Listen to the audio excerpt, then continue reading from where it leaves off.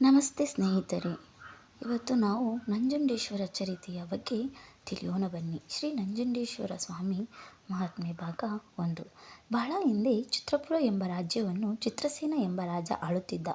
ರಾಜ್ಯವೇನೋ ಚೆನ್ನಾಗಿತ್ತು, ಆದರೆ ಅವನಿಗೆ ಮಕ್ಕಳಾಗಿರಲಿಲ್ಲ. ಹೀಗಾಗಿ ಇನ್ನೊಂದು ವಿವಾಹವಾದ. ಒಬ್ಬ ರಾಣಿಗೆ ಸಂತಾನವಾಗದಿದ್ದಲ್ಲಿ ಇನ್ನೊಂದು ಪರಿಣಯವೇ. ಇನ್ನೊಂದು ರಾಣಿಗೂ ತಾಯಿಯಾಗುವ ಭಾಗ್ಯ ಬರಲಿಲ್ಲ.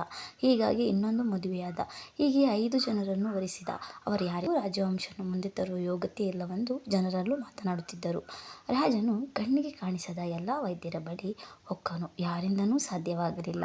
ಕಾಲವೇನೋ ಕಳೆಯುತ್ತಿತ್ತು, ಯೌವನವೂ ಕಳೆಯುತ್ತಿತ್ತು. ಮುಂದೆ ದಾರಿಯೇ ತೋಚುತ್ತಿರಲಿಲ್ಲ. ಏನು ಮಾಡಬೇಕು ಎಂದು ಕಂಗೆಟ್ಟು ಕುಳಿತಿದ್ದ ರಾಜನಿಗೆ ನೆನಪಾಗಿದ್ದು ಆತನ ಕುಲದೈವ ನಂಜುಂಡೇಶ್ವರ. ಆತನನ್ನು ಬಿಟ್ಟು ಬೇರೇನೂ ತೋಚಲಿಲ್ಲ. ಒಡನೆಯೇ ಎದ್ದು ದೇವಸ್ಥಾನಕ್ಕೆ ಹೊರಟ. ರಾಜನ ದರ್ಪದಿಂದ ಸಾರೋಟಿನಿಂದ ಇಳಿದ. ನಂಜನ ಎದುರು ಬಂದು ನಿಂತ ಮತ್ತು ಹೇಳಿದ, ನೋಡು, ನೀನು ನನಗೆ ರಾಜ್ಯವಂಶವನ್ನು ಮುಂದುವರಿಸುವ ಸಂತಾನವನ್ನು ಕರುಣಿಸಿದರೆ ನನ್ನ ಬಲಗೈ ಹೆಬ್ಬೆರಳನ್ನು ಕಡಿದು ಅಭಿಷೇಕ ಮಾಡುತ್ತೇನೆ. ಹಾಗೆ ಹೇಳಿ ರಾಜನು ವೀರನಡಿಗೆಯಲ್ಲಿ ಹೊರಟ. ಈ ವಿಷಯ ಚಿತ್ರಸೇನನನ್ನು ಹೊರತು ಯಾರಿಗೂ ತಿಳಿದಿರಲಿಲ್ಲ.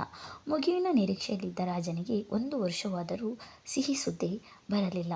ಕುಲದೇವರು ನಂಜುಂಡೇಶ್ವರ ಮೇಲೆ ರಾಜನಿಗೆ ಅನುಮಾನ ಶುರುವಾಯಿತು.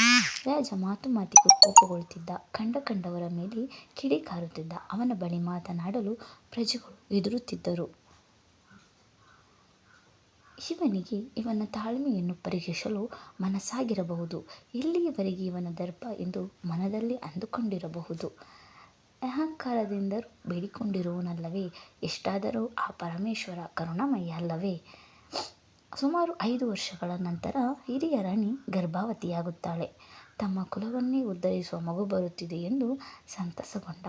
9 ಮಾಸ ತುಂಬಿದ ಬಳಿಕ ಆ ರಾಣಿಗೆ ಹೆರಿಗೆ ನೋವು ಶುರುವಾಯಿತು.